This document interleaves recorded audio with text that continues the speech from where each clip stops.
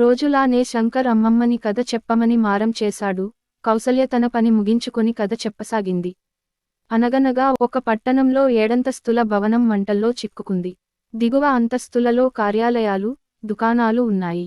పై 3 అంతస్తుల్లో కుటుంబాలు నివసిస్తున్నాయి. మొదటి అంతస్తులోని పెయింట్ గోడౌన్లో మంటలు చెలరేగాయి. ఇదంతా ఎలా మొదలైందో ఎవరికీ తెలియదు. మంటలు చెలరేగడం ప్రారంభించినప్పుడే గమనించారు. అగ్నిప్రమాదాన్ని ముందుగా గమనించిన నైట్ వాచ్ మ్యాన్ అలారం కొట్టాడు.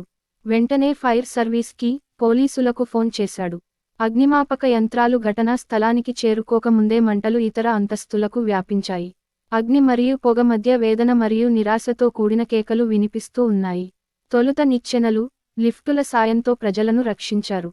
అయోమయంలో ఎవరు రక్షించబడ్డారో ఎవరికీ తెలియలేదు. అగ్నిమాపక సిబ్బంది అందరినీ రక్షించారని భావించారు. అప్పుడు హఠాత్తుగా ఓ మహిళ ఊయలలో నిద్రిస్తున్న తన బిడ్డను రక్షించలేదని గుర్తుచేసుకుంది. ఆమె వేదన మరియు బాధను ఎవరైనా అర్థం చేసుకోవచ్చు. అప్పటికి తన బిడ్డ అగ్నిలో చనిపోయి ఉంటుందని భావించి విలపించడం ప్రారంభించింది. అగ్నిమాపక సిబ్బందిలో ఒకరు ఆశ కోల్పోలేదు. బిడ్డ బతికి ఉంటే తప్పకుండా వెళ్లి కాపాడతానని ఆ మహిళకు భరోసా ఇచ్చాడు. సహోద్యోగులు హెచ్చరించినా పట్టించుకోకుండా నిచ్చెనపైకి ఎక్కాడు. గోడలు శిథిలమై దూలాలు పడిపోతున్నాయి మరియు అగ్ని కీలకలు నలువైపులా వ్యాపించాయి. దట్టమైన పొగలు అలుముకున్నాయి. ఆ వ్యక్తి అతి కష్టం మీద కిటికీ నుంచి గదిలోకి వెళ్లి ఊయల ఆచూకీ కనుక్కోగలిగాడు. ఊయల ఉన్న వైపు మంటలు పెద్దగా ఉండకపోవడం అద్భుతం.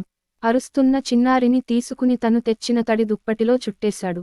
అతను త్వరగా కిటికీ దగ్గరికి వెళ్లి, క్రింద పరుపు చాపతో వేచి ఉన్న తన సహోద్యోగులను పిలిచాడు. ఆ చిన్నారిని చుట్టిన తడి దుప్పటి మూటను కిందకు వేశాడు. అతని సహచరులు చాకచక్యంతో దానిని పట్టుకున్నారు మరియు పిల్లవాడిని సురక్షితమైన ప్రదేశానికి తరలించారు.